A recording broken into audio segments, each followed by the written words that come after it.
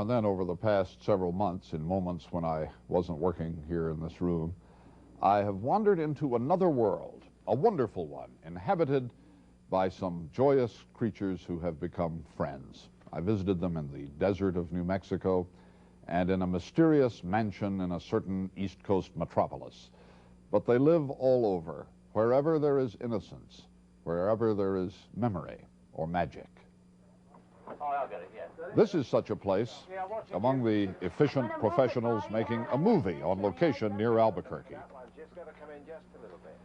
This was just about the last day of shooting for an adventure film that will open soon at a theater near you, as they say. It has a lot of stars, almost none of them people.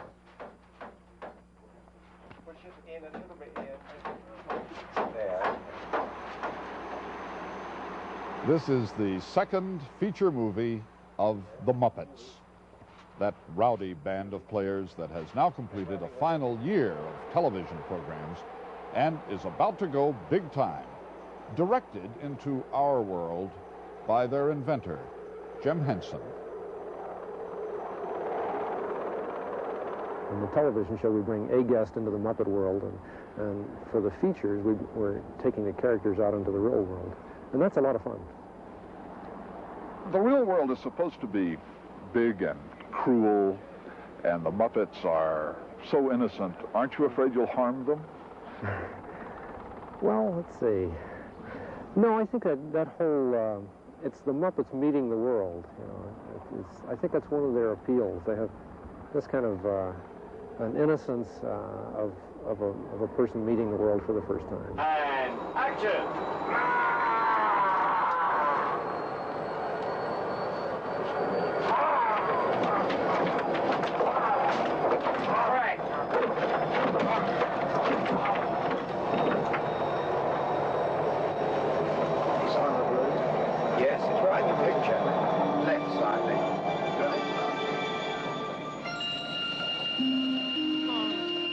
Up here, isn't it? Kermit? Huh? What if we drift out to sea? What if we're never heard from again? Well, what if there's a storm? Or we get struck by lightning? That'd be neat. Listen, nothing's gonna happen. This is just the opening credits. Oh, where are they? Wow! The Great Muppet Caper. Nice title. The Great Muppet Caper, the newest accumulation of Muppet madness for the movies. There's very few things that we do that we created. I think we've invented very little, but what we've done is we've taken a lot of different techniques that from all different forms of puppetry and television and sort of put them all together into one thing. Got it. Okay, thank you. Good. At the moment, we're doing some new things with radio control, and we're different ways of manipulating characters. This piece fits on the axis of it. The artist is the person who, with the performer, creates the show. And we would in that case. What I do is help them all as much as I can by making it possible for them to do things which, without these devices, they otherwise might not be able to achieve. It would fit. His name is Foz Fazakas, and he's a wizard. He works in the farthest corner of the lowest floor of a beautiful old townhouse. Drive through the center. Down here, he mumbles and creates and invents marvelous devices that delight. He thinks of us smiling and chuckling, and he smiles and chuckles while he works in this Muppet factory. We do quite a lot of remotely controlled puppets and devices, props, special effects stuff. This is basically a special effects syndrome here. And so what we put together is stuff that you just don't make. You have to think it up and then design it and put it together. It's design work. Our story begins on a chilly day in late autumn. Emmett Otter and his ma were headed up the river, rowing and singing. If you put the otter in the boat and put it in a pond, the puppeteer cannot row that boat, nor can he operate the otter. Now, what I did was, in this particular instance, was make it possible for this to happen. So I'm really, in a way, I'm a helper.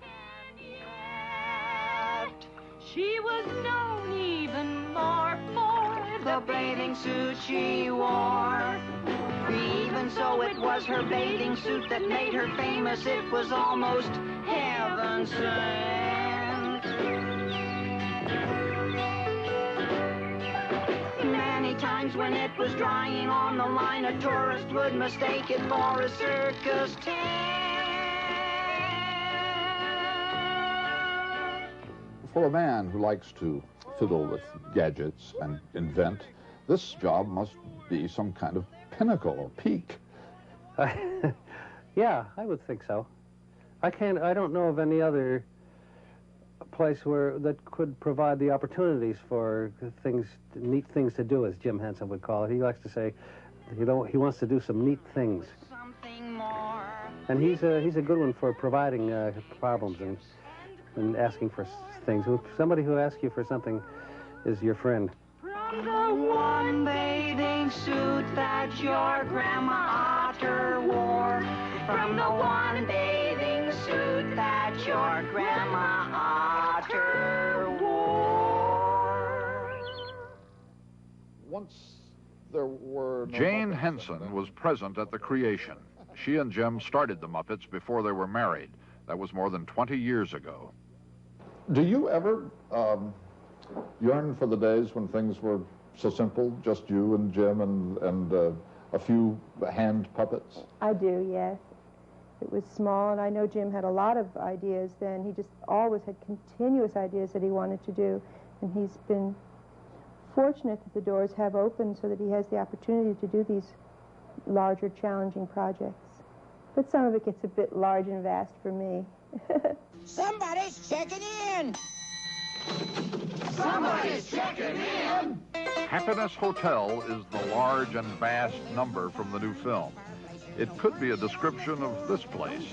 Order dinner, there's no kitchen anymore. But if the road been kind of bumpy and you need to rest a spell, well, welcome home to Happiness Hotel.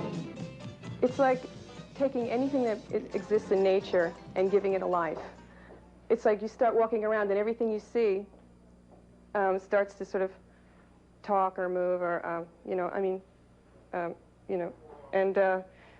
for example, this could very well be someone poking me with a feather, or it could be a bird brushing against my face. It could be anything you want it to be. Welcome home, welcome home, welcome home, welcome home. No matter where you wander, you will never do as well. I notice this is not exactly a dour, somber place to work. No, I don't think it could be. The whole concept of behind a puppet show is kind of joyous. That's the nature of puppets. I think this is one of the reasons people think of it somewhat as a children's medium, because it's innocent. And I don't mean the Muppets are innocent, but some are more innocent than others. Some are more innocent than others, yeah. They are superstars, gliding innocently through the culture on the smooth machines of Foz Fazakas, singing along with Jim Henson and Frank Oz, the Piggy perpetrator. Frank Oz's creation, Miss Piggy, has us all acting as silly as Tom Sawyer showing off for Becky Thatcher. The remarkable thing about Miss Piggy is that no matter how many clothes she has, whenever she's invited to do something, we go through her closets and there's nothing.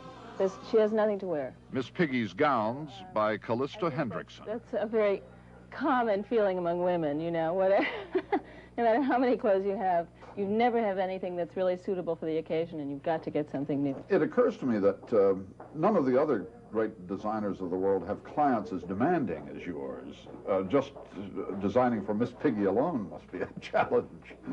Well, she does have certain personality traits which make it sometimes difficult, but on the whole, it's a delight to design for such a star. She's, how would you describe the Piggy style? Well, I think we can all agree that it's excessive, overdone, super feminine, super alluring, very much caught up in her own fantasy of who she is. Any woman would be proud to own such a thing as this. Most of what Miss Piggy wears is suitable in a boudoir, as you can see. She's definitely a boudoir character. Now they're big-time movie stars. The television Muppet Show is going into reruns. The Muppets are part of us now. They are alive for us.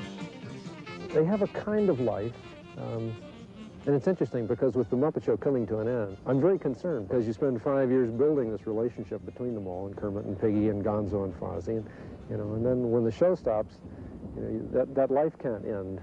You know, it's got to keep going, and it will in various and sundry forms.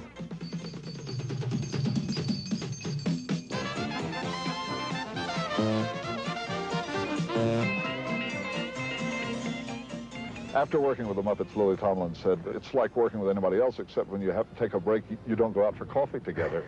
It's kind of sad.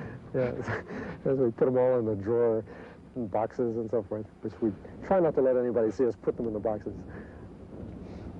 But even seeing some of the characters lying around here, they still seem live to me. Charlie?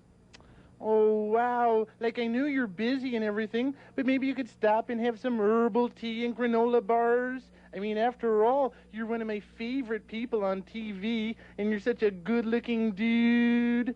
Can we please get on with this, Mr. Carell? Huh? This did not happen with Morley Safer. Oh, really? Did somebody say Marley Safer? Okay, Janice. Thanks. Welks.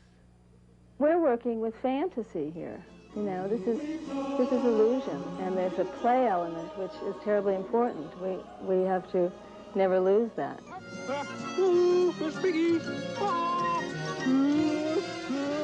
We sort of write things that we enjoy, and we write the kind of entertainment that we have fun with.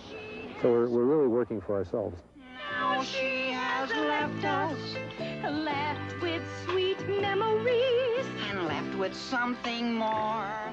More than just fun, it's enriching. It's the kind of thing that challenges. And if you have a focus that demands something of you, so you wake up in the middle of the night thinking about it, then you're on the edge of fulfilling something in yourself. What if there's a storm? Or we get struck by lightning? That'd be neat. There are a lot of people working very hard to make those characters seem that real. They work very carefully, and that's a surprise to me a lot of times, how many people are willing to devote themselves to making these characters real. Magic, it's a magic kind of quality. You got every kind of critter. You got every kind of pest. But we treat them all as equal, just like any other guest. Though you're cleaner than the others, still as far as we can tell, you'll fit right in to Happiness Hotel. We'll fit right in to Happiness Hotel.